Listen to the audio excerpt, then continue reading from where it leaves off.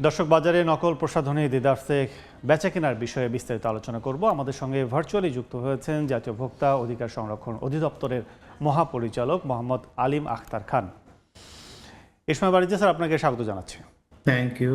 আমরা শুরুতে একটু জানতে চাই, সেটা হচ্ছে যে এই যে ভেজাল অভিযান, ভেজাল পণ্যের বিপরীতে অভিযান, সব মিলে আসলে আপনাদের সেখানে তৎপরতা কিভাবে থাকে, কি মনে করছেন? আমাদের তো কাজ করতে হয় ভোক্তা অধিকার সংরক্ষণ আইন 2009-এর অধীনে, এবং সেখানে পার্টিকুলারলি যে অপরাধের ধারাগুলোতে 41 এবং পার্টিকুলারলি আর একটা ধারা আছে আপনার 41 এবং 50 ধারা। তাতে বলা হচ্ছে যে একদিকে নকল প্রস্তুত বা উৎপাদন এবং নকল প্রস্তুত বা বিক্রয়ের দণ্ড। হ্যাঁ, তো আমরা যখন অভিযোগ পাই, আমাদের টিম সুনির্দিষ্টভাবে অন্যান্য কাজের সাথে এটাকেও নকল বা ভেজাল পণ্যের জন্য তারা অভিযান পরিচালনা করে। অভিযান পরিচালনা করতে গিয়ে যদি পায়, আপনার সত্যতা পায়, আমাদের এখতিয়ার হলো জরিমানা করা। দণ্ড দেওয়ার যদিও আইনি বিধান আছে, সেটা করবে ম্যাজিস্ট্রেট।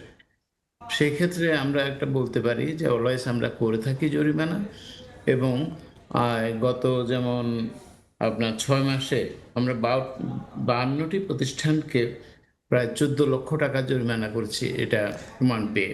স্যার, আর পণ্য বাজারে একটা অংশ হচ্ছে কসমেটিক্স, যেটা বললি প্রসাধনী আমরা, সেক্ষেত্রে এরকম শত শত পণ্য নিয়ে আপনারা কারবার করে থাকেন।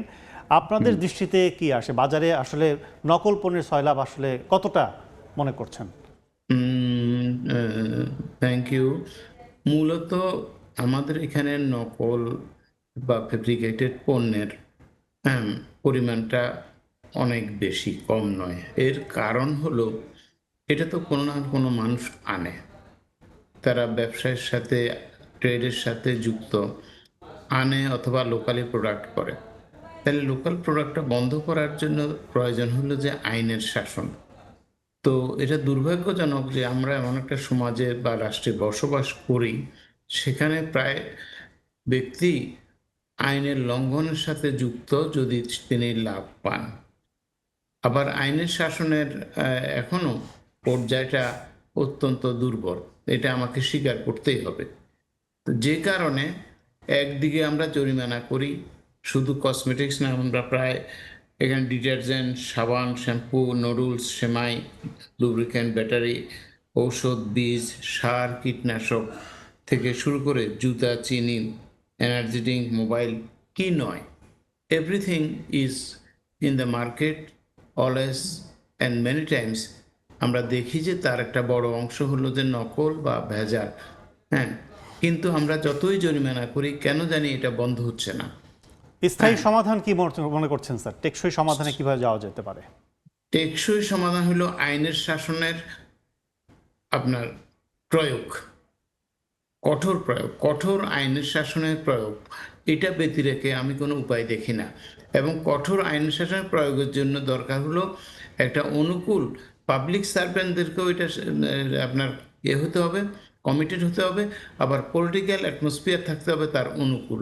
এই দুটো হলে এটা হয়ে যাবে, এটা কোনো বিষয় না। অতীতে আমরা দেখেছি যখন কঠোর শাসন এসেছে, তখন কিন্তু সমাজটা অনেক বেশি আইনের শাসন প্রয়োগ হয়েছে।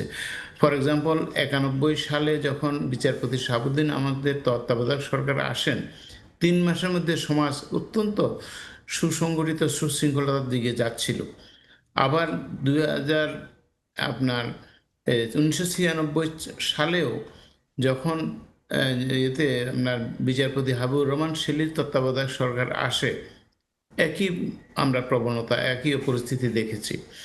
তাতে বোঝা যায় যে যদি আইনের শাসনের অনুকূল রাষ্ট্র ব্যবস্থা থাকে, তাহলে এটা অনেক কমে যাবে, এবং আমরা সেটাই চাই।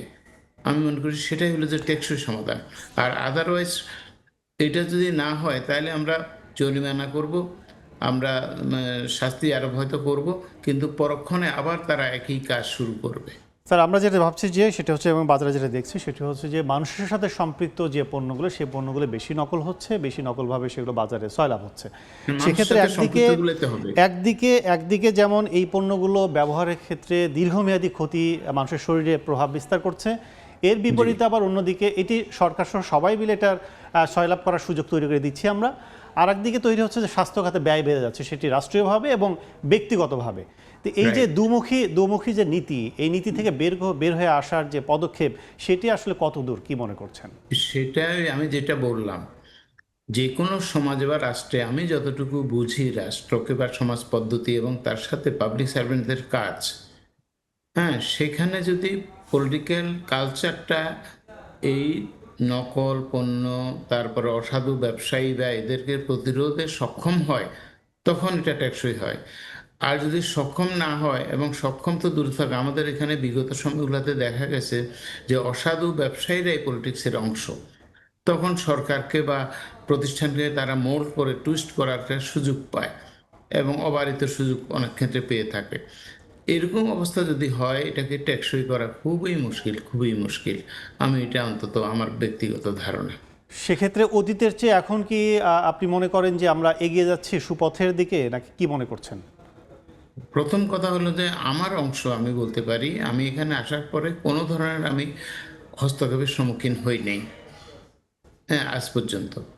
তো যেহেতু হস্তক্ষেপের সুযোগ হয় নাই এবং আমি আপনার স্বাধীনভাবে স্বতন্ত্রভাবে আমার আইনের অধীনে কাজ করতে আমার অসুবিধা হয় নাই। কিন্তু এখানে আমার এই কাজের অংশটা প্রথমত হলো আমি কাজ করি প্রশাসনিক কাজ। তাহলে যে বিচার বিভাগ, যে এখানে বলা আছে ক্লাস 1 ম্যাজিস্ট্রেট অথবা মেট্রোপলিটন ম্যাজিস্ট্রেট সাজা দিবেন, ব্যবস্থা নেবেন, সেই অংশটা সম্পর্কে আমি বলতে পারবো না। হ্যাঁ, স্যার আমার ছোট্ট ক্ষেত্রে করে যদি বলেন যে বিএসটিআই, ভোক্তা অধিদপ্তর এবং নিরাপদ খাদ্য জি কর্তৃপক্ষ সহ যারা স্টেক হোল্ডার আছে এরকম প্রশাসনিক জি পর্যায়ে প্রতিষ্ঠান জি সমন্বিতভাবে পদক্ষেপ নেওয়া দরকার কিনা? সমন্বিতভাবে তো অলওয়েজ প্রয়োজন। সমন্বয় থাকলে সবচেয়ে ভালো হয়। কিন্তু আবার ওনাদের বিএসটিআই এর স্বাধীন কিছু ফাংশন আছে যেটা আমাদের মধ্যে না। বিএসটিআই ওরা অনুমোদন দিয়ে থাকে, ওরা লাইসেন্স দিয়ে থাকে, হ্যাঁ, ক্ষেত্র বিশেষে ওনারা আপনার ফিল্ড ওয়ার্ক করেন, অভিযান। আর আমাদের হলো সরাসরি অভিযান। ফলে ওনাদের যে লাইসেন্সিং, অনুমোদনের জন্য যে ভেরিফিকেশন, ইনভেস্টিগেশন, সেটার সাথে তো সমন্বয় না করে স্বাধীনভাবেই ওনারা করতে পারেন এবং করেন। আবার নিরাপদ খাদ্য কর্তৃপক্ষের যে সুনির্দিষ্ট আইটেম হলো খাদ্যপণ্য, হ্যাঁ, আর আমাদের হলো যে কোনো পণ্য। ফলে এই এরিয়াটা আমাদের একটু স্বাধীনভাবে করলেও সমস্যা নাই। কিন্তু সেখানে হলো আমাদের প্রশাসনিক কাজ, আমাদের কিন্তু বিচারিক কাজ না। ফলে বিচার বিভাগে কাজ করার ক্ষেত্রে যে এখানে একটু মানে যদি আরো বেশি উন্মুক্ত করা যায়, বিচার বিভাগকে কাছে আনা যায় এবং সমন্বয়, সেটা অবশ্যই ভালো ফল দিবে, আমি স্যার অবশ্যই এটা মনে করি। স্যার আমরা আলোচনা শেষ পর্যায়ে, অনেক অনেক ধন্যবাদ আমাদের সাথে আলোচনায় যুক্ত হওয়ার জন্য। Thank you, thank you. দর্শক, আলোচনা করছিলাম বাজারে নকল পণ্যের সয়লাভ। আমাদের সাথে ভার্চুয়ালি যুক্ত ছিলেন ভোক্তা অধিদপ্তরের মহাপরিচালক।